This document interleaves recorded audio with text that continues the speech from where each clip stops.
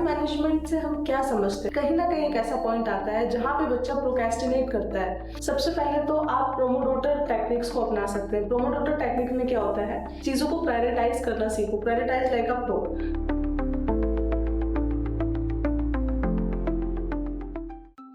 Hello दोस्तों, स्वागत है आप सभी का इंश्योर एजुकेशन में।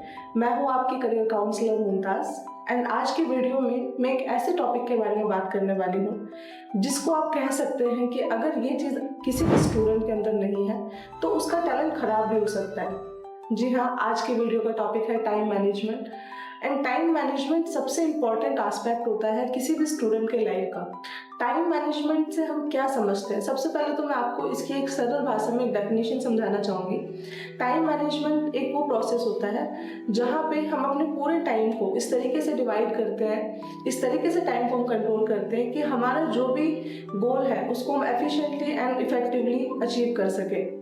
सरल शब्दों में आप इसको ऐसे भी देख सकते हैं कि दिन में आपके पास 24 घंटे होते हैं। उन 24 घंटे में से आपको टाइम इस तरीके से मैनेज करना है, इस तरीके से डिवाइड करना है कि आपके एकेडमिक्स और आपकी पर्सनल चीज़ें दोनों ही बैलेंस रहे, दोनों में ही कोई प्रॉब्लम ना आए। जिंदगी में हर किसी के पास एक दिन में 24 घंटे ही होते हैं, बट फर्क सिर्फ इतना होता है कि कुछ लोग उसको यूटिलाइज करते हैं और कुछ लोग उसको वेस्ट कर देते हैं। यही एक फ़र्क होता है किसी एक ऐसे स्टूडेंट में जो कि कंटिन्यूटी के साथ टाइम मैनेज करके अपना आगे टाइम टेबल फॉलो करके चलता है तो उसको अच्छे रिजल्ट मिलते हैं। और कई बच्चे ऐसे होते हैं जो कि प्रोक्रेस्टिनेशन करते हैं। प्रोक्रेस्टिनेशन का मतलब टालम टोल वाली जो चीज़ें होती हैं, वो करने से क्या होता है, बच्चे अपने जो भी उनका गोल होता है उसको अचीव नहीं कर पाते हैं।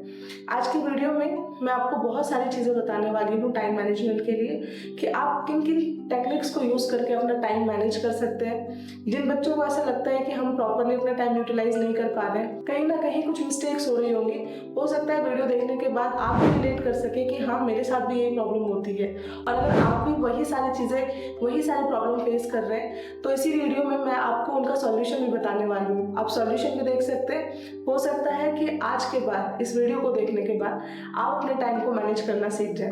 सबसे पहले मैं बात करूंगी उस प्रॉब्लम के बारे में जो कि यूजुअली बच्चे फेस करते हैं। जब हम पढ़ रहे थे हमारे साथ भी ये प्रॉब्लम्स होती थी। तो जनरली देखा जाए तो स्टूडेंट की लाइफ में कहीं ना कहीं एक ऐसा पॉइंट आता है जहाँ पे बच्चा प्रोक्रेस्टिनेट करता है। जैसा कि मैंने आपको बताया, प्रोक्रेस्टिनेशन का मतलब क्या होता है, चीज़ों को टालना कि चलो जो काम मैं अभी करने वाला था थोड़ी देर बाद कर लूँगा। फिर जब थोड़ी देर होती है फिर लगता है कि चलो और 5 मिनट ले लेता हूँ, फिर इस चीज़ को करता हूँ। इस चीज़ को हम बोलते हैं प्रोक्रेस्टिनेशन। एंड ये वो प्रॉब्लम है जो कि जनरली बच्चों को होती है। बच्चे इसको इग्नोर करते हैं। देखो, इस चीज़ से प्रॉब्लम आती कहाँ पे, जब हम किसी भी छोटे से काम को, फॉर एग्जाम्पल आपको डेली 2 पेजेस राइटिंग करनी है। अब वो 2 पेज आपको राइटिंग करनी है, बट आज आपने सोचा कि चलो मैं आज इसको नहीं करता हूँ, मैं इसको कल कर दूंगा। आपने क्या करा, उस काम को टाल दिया नेक्स्ट डे के लिए। फिर आपने क्या सोचा कि नेक्स्ट डे भी यार 2 पेज ही तो है, 2-2 करके 4 पेजेस हो गए, अब मैं इसको और नेक्स्ट डे कर लूंगा। तो ऐसे इकट्ठे करते करते एक टाइम आता है कि वो पूरा काम बहुत बड़ा लगने लग जाता है। और जैसे ही काम बड़ा लगने लग जाता है उससे माइंड पे प्रेशर आता है, और जैसे प्रेशर आता है उससे फिर हमें होता है स्ट्रेस। तो जिस छोटी चीज़ को हम आज इग्नोर करते हैं, ऐसा भी हो सकता है कि वो छोटी चीज़ आने वाले टाइम में इतनी बड़ी आपको लगने लग जाए कि उसकी वजह से आपको स्ट्रेस फील होने लग जाए। इसी वजह से बोलते हैं कि ये जो हमारी आदत होती है चीज़ों को पोस्टपोन करने वाली, सबसे पहले इसको बंद करना। अब सवाल ये आता है कि आखिरकार प्रोक्रेस्टिनेशन का टाइम मैनेजमेंट से क्या कनेक्शन है। सिंपल सी बात है, जब आप अपने पूरे दिन को इस तरीके से डिवाइड कर लेते हैं कि आपको कब क्या करना है, कितनी देर करना है, और जब आप बड़े कामों को छोटे छोटे पार्ट्स में डिवाइड कर लेते हो तो उससे आपके माइंड पे प्रेशर नहीं आता है और ना ही आपका माइंड कंफ्यूज होता है। तो जब माइंड कंफ्यूज नहीं होता है और जब माइंड के ऊपर प्रेशर नहीं होता है तो जो ये चीज़ें पोस्टपोन करने वाली आदत होती है, इन चीज़ों से बच्चा बाहर आ जाता है। इसीलिए बोला जाता है कि अगर आपको प्रोक्रेस्टिनेशन से बचना है, अगर आपको पोस्टपोन करने वाली आदत से बचना है तो आपको टाइम मैनेजमेंट करना पड़ेगा। एंड जैसा कि मैंने आपको बताया कि टाइम मैनेजमेंट करने के बहुत सारे टिप्स होती हैं और उन्हीं टिप्स के बारे में मैं अब आगे बात करने वाली हूँ। सबसे पहले तो आप प्रोमोडोर टेक्निक्स को अपना सकते हैं। प्रोमोडोर टेक्निक में क्या होता है कि आपको लगातार 4-5 घंटे के लिए पढ़ाई नहीं करनी है। आपको क्या करना है, आप 25 मिनट्स पढ़ाई करिए, उसके बाद आप ब्रेक लीजिए 5 मिनट्स का। हर साइकिल के बाद जैसे ही आप गैप लेंगे, उसमें क्या होता है कि अपना जो माइंड होता है वो वापस फोकस्ड होकर चीज़ों को देखने लग जाता है, फिर आपका कंसंट्रेशन अच्छा होता है। जो बच्चे एक बार पढ़ने बैठते हैं, 2-2 3-3 घंटे तक पढ़ते हैं, तो उससे क्या होता है, माइंड की प्रोडक्टिविटी कम हो जाती है। तो आपको क्या करना है, 25 मिनट पढ़ाई करनी है, 5 मिनट का गैप लेना है। इस तरीके से अगर आप पढ़ेंगे तो आपकी प्रोडक्टिविटी भी आएगी और आपको 5 मिनट का बीच में गैप भी मिलेगा। दूसरी इंपॉर्टेंट चीज़ है एक बार में एक ही काम करना। यूजुअली मैंने बहुत सारे बच्चों को देखा है कि वो क्या करते हैं, होमवर्क कर रहे हैं, होमवर्क करने के साथ साथ उन्होंने गाने चला दिए या फिर ईयरफोन उनके कान में लगे रहते हैं। तो इससे क्या होता है ना कि आपका ब्रेन कहीं और काम कर रहा है, आपके आइज कहीं और काम कर रहे हैं, तो उस चीज़ों से ना जो सिक्स सेंस होते हैं बॉडी के, उनका कोऑर्डिनेशन नहीं होता है। Multitasking is a good thing, but जब आप पढ़ाई कर रहे हो, पढ़ाई के टाइम पे आपको चाहिए कंसंट्रेशन अगर आपका नहीं रहेगा तो उससे क्या होगा, आप कितना भी लंबा सिटिंग कर लो, आप पढ़ रहे हो, बहुत टाइम हो गया आपको पढ़ते हुए, बट जब आप याद करने की कोशिश करोगे चीज़ों को तो आपको चीज़ें याद नहीं रहेंगी। तो अवॉइड करो मल्टीटास्किंग वाली चीज़ को। आपको एक बार में एक ही काम करना है। अगर आप पढ़ाई कर रहे हैं तो आप पढ़ाई करिए, अगर आपका फ्री टाइम है तो उस टाइम पे सिर्फ आप एंजॉय करिए। उस टाइम पे ये नहीं कि आपने फ़ोन ले लिया उसमें आप फिर पढ़ाई की कोई चीज़ें देख रहे हो। उस टाइम पे अपने माइंड को बिल्कुल फ्री रखिए, बट जब आप पढ़ रहे हैं तो सिर्फ आपको पढ़ाई, चीज़ों को प्रायोरिटाइज करना सीखो। Prioritise like a pro. Prioritise का मतलब कि आपके पास दो चीज़ें होंगी, एक इम्पॉर्टेंट और एक अर्जेंट।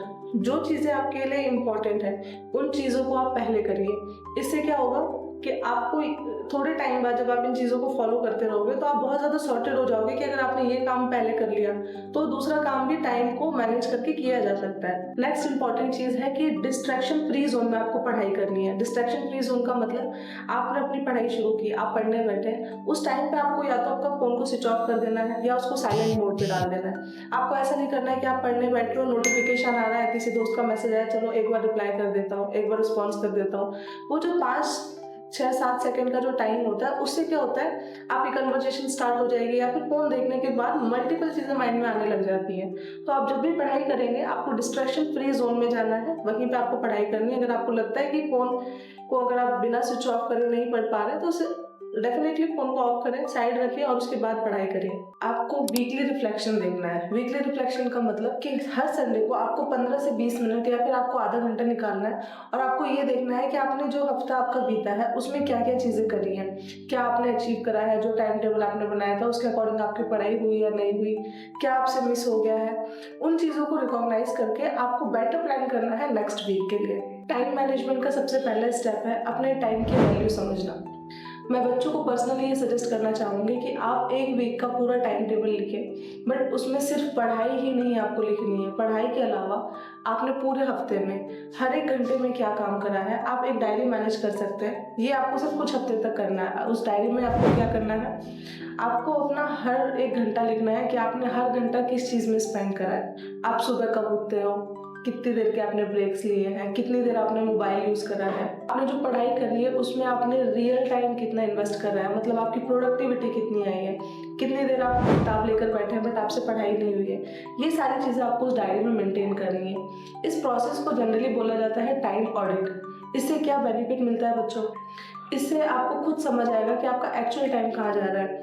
हमें ऐसा लगता है कि हमने टाइम टेबल बनाया, हम उसको फॉलो कर रहे हैं, बट टाइम टेबल जो रहता है उसको हमें चेक भी करना होता है कि क्या हमने वो टाइम टेबल फॉलो करा है, उसके अलावा हमारा टाइम कहाँ गया है।